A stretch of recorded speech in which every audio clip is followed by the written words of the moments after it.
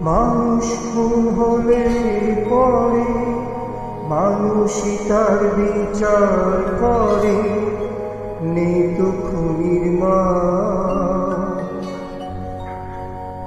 তবে কেন পায় না বিচার নিহত গোলাম, বৃন্ত থেকে ছিঁড়ে নেওয়া নিহত গোলাম।